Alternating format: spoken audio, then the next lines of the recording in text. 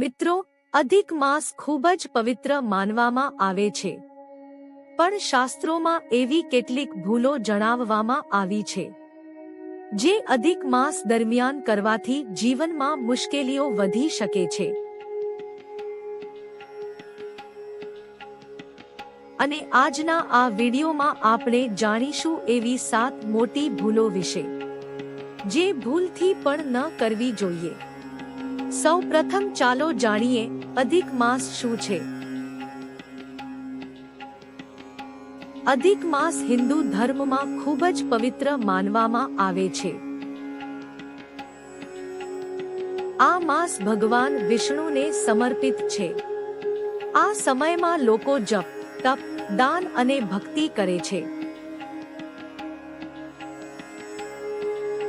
એવું માનવામાં આવે છે કે આ માસમાં કરેલું સારા કામનું ફળ અનેક ગણું મળે છે. પણ સાથે સાથે કેટલીક એવી બાબતો પણ છે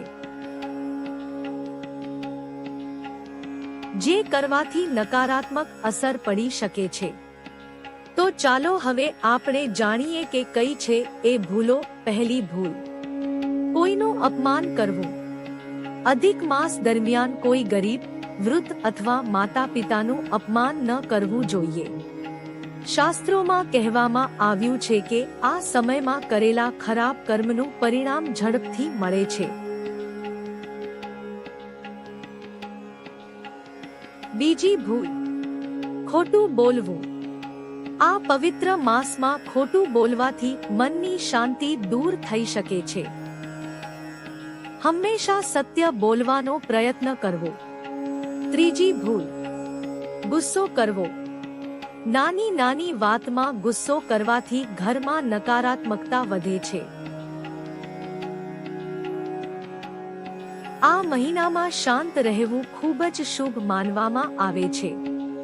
ચોથી ભૂલ, ભોજનનો બગાડ કરવો. અન્નનો અપમાન ક્યારેય ન કરવો જોઈએ. ખાસ કરીને અધિક માસ દરમિયાન ભોજનનો બગાડ અશુભ માનવામાં આવે છે. પાંચમી ભૂલ, ભગવાનનું સ્મરણ ન કરવું. દિવસમાં થોડો સમય ભક્તિ માટે જરૂર કાઢવો. ઓમ નમો ભગવતે વાસુદેવાય મંત્રનો જાપ ખૂબ શુભ માનવામાં આવે છે. છઠ્ઠી ભૂલ, ગરીબને ખાલી હાથ મોકલવો. જો કોઈ જરૂરિયાતમંદ વ્યક્તિ મદદ માંગે તો તમારી શક્તિ પ્રમાણે મદદ જરૂર કરવી. દાનનું ખૂબ મોટું મહત્વ માનવામાં આવે છે. સાતમી ભૂલ, વડીલોની અવગણના. વડીલોનો આશીર્વાદ જીવનમાં સુખ અને શાંતિ લાવે છે. તેમની સેવા અને સન્માન કરવું ખૂબ જ શુભ ગણાય છે. મિત્રો, અધિક માસ ખૂબ જ પવિત્ર સમય છે. આ સમયમાં સારા કર્મ, ભક્તિ અને દાન કરવાથી જીવનમાં સકારાત્મકતા આવે છે.